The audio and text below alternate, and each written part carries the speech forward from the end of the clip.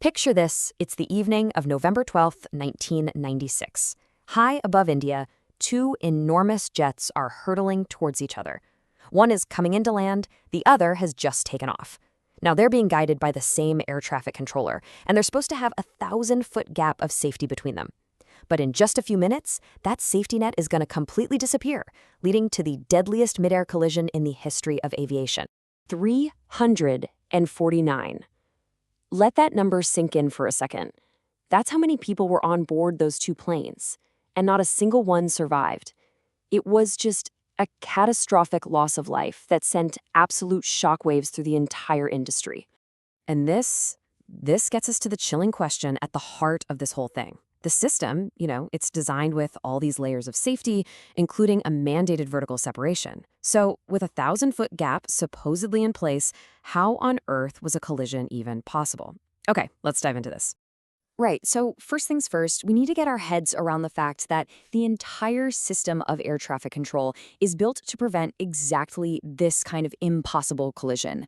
I mean, at any given moment, there are thousands of planes up in the sky, and they don't just run into each other because of a very, very structured system. Think of it like this, it's actually pretty simple. Just like we have highways on the ground, there are invisible airways in the sky. And on these sky highways, air traffic controllers assign planes to specific altitudes or flight levels. So maybe eastbound traffic is at 35,000 feet, while the westbound traffic on that exact same airway is at 36,000 feet. That 1,000-foot separation is the absolute bedrock of aviation safety. It's a simple rule that keeps millions of us safe in the sky every single day. So, on that November evening, two very different flights were on a course to intersect. They started their journeys in different countries, were flying different kinds of planes, and were carrying people with totally different destinations in mind. On one side, you had Saudi Airlines Flight 763. This was a massive Boeing 747, the queen of the skies, heading from Delhi to Jeddah. It was carrying 312 people, mostly Indian laborers on their way to work in the Gulf. And then, on the other side, you had Kazakhstan Airlines Flight 1907.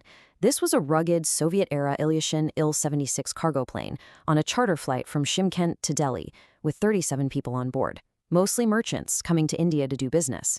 Two completely different worlds, with 349 lives, all converging in one patch of sky. And here is the critical piece of the puzzle. Both of these planes were being funneled onto the exact same air highway, an approach route called Delhi Star. They were flying directly at each other in opposite directions and relying completely on the instructions of a single man in the control tower in Delhi, a controller named VK Duda. The entire system put this immense pressure on just one person, a vulnerability that was about to be tragically exposed. The whole disaster unfolded in just 8 minutes. Yeah, 8.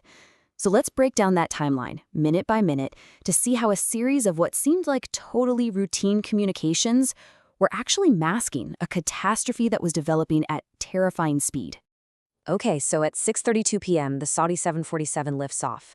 The controller, Data, clears the inbound Kazakh flight to come down to 15,000 feet. 2 minutes later, he tells the outbound Saudi flight to climb up to 14,000 feet. And there it is, that's the 1,000-foot safety buffer. Everything is by the book. At 6:38, the Saudi crew confirms they are level at 14,000. Just 1 minute after that, the Kazakh crew reports they've reached their assigned altitude of 15,000 feet.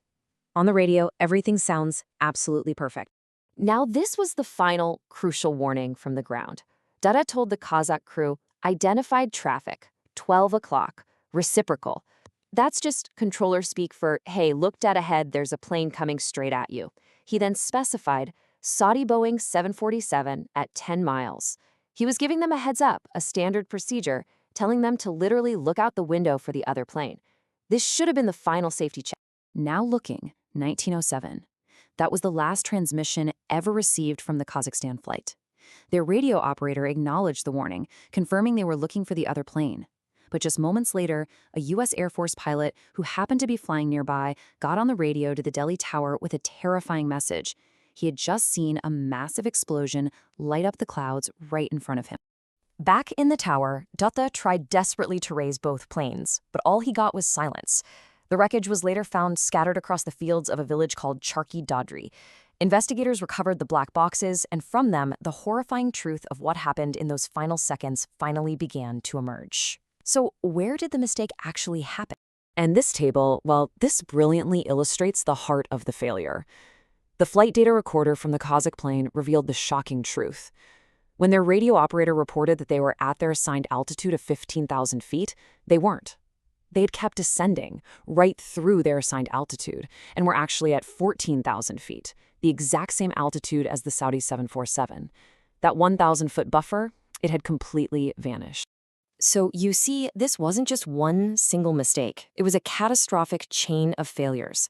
The main fault, of course, was pilot error. The Kazakh crew simply didn't level off at 15,000 feet. But that was made so much worse by a language barrier. The pilots didn't speak English, so every single instruction from the controller had to be translated by a radio operator, which caused critical delays. On top of that, Delhi's radar system in 1996 was basically ancient. It could show where a plane was, but not its altitude. The controller had no way of knowing the Kazakh pilot had busted his altitude. Each link in this chain was a lesson that the industry would be forced to learn from. The Charkhi Dadri disaster was a brutal wake-up call for the entire global aviation community. The investigation laid bare some really serious systemic weaknesses, and the tragedy forced the industry to make sweeping, life-saving changes to make sure nothing like this could ever happen again. 3 huge changes came directly from this crash. First, something called TCAS, the Traffic Collision Avoidance System, became mandatory on all large aircraft. It's an amazing system where planes basically talk to each other. If they get too close, an automated voice in the cockpit gives an unmistakable command: climb, climb to one pilot, and descend, descend to the other. Second, English proficiency became a non-negotiable requirement for all international pilots, getting rid of those translation delays that proved so fatal here.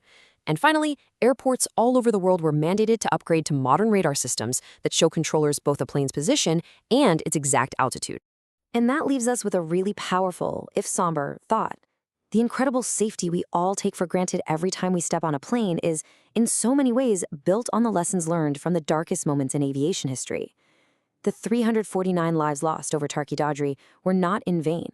Their tragic story led directly to changes that have saved countless others, making the impossible collision truly a thing of the past.